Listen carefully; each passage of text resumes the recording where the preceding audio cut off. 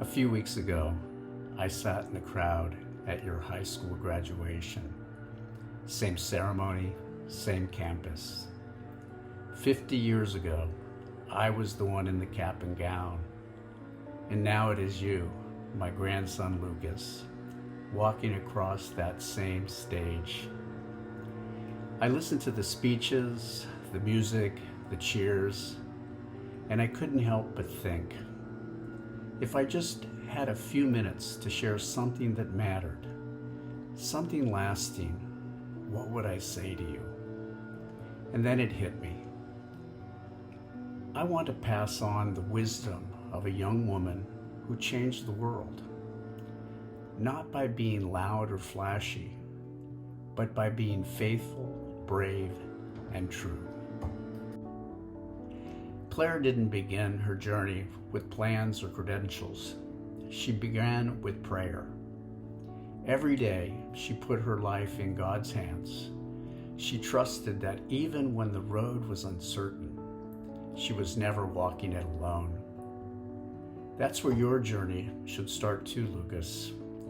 Whether you're facing a big decision, a moment of doubt, or a brand new adventure, start by praying. Prayer doesn't always give you answers, but it gives you peace. And it reminds you that you're not doing this by yourself. When Claire was about your age, she walked away from wealth, comfort, and the life others had planned for her. She chose something radical: poverty, humility, and devotion. People didn't understand her. Some thought she was being foolish. But Claire knew her heart, and she followed it. Lucas, you'll feel the pressure to go along with the crowd, to do what's expected. But don't be afraid to take a different road if it leads to something true. Be bold enough to choose what's right, even when it's hard. That's where your purpose lives. Claire could have accepted help from her wealthy family. The church doubted she could lead without support. But she stayed faithful, refusing funding, trusting God, and proving everyone wrong. People will doubt you too. They'll say your dreams are too big or your values too narrow. Don't let the whole world shrink who you are. Know what matters and don't let go of it, because the moment you stay rooted in your calling, you begin to grow. Claire practiced a form of prayer that wasn't just about speaking. It was about gazing, considering, contemplating, and then imitating. In other words, she paused. She asked, who am I becoming? What do I need to let go of? Where is God calling me next? In today's world, it's easy to go fast to fill the silence. But if you want to grow into something meaningful, you need space to reflect. Don't be afraid of silence. That's where the best answers live. Claire led her sisters, not by command, but by compassion. She washed their feet.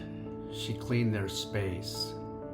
She made every decision with humility and inclusion. That's real leadership. It's not about being in charge. It's about lifting others up. Lucas, you'll have the opportunities to lead, to guide, to influence. Choose to lead like Claire, with humility, love, and the willingness to do the hard work quietly. Claire wasn't just a leader, she was a teacher too. Her letters were full of wisdom, both poetic and practical. She encouraged others to think, to pray, to grow. So should you. Learning doesn't stop when school ends. It's a lifelong path, and the more you learn, the more you become who God created you to be.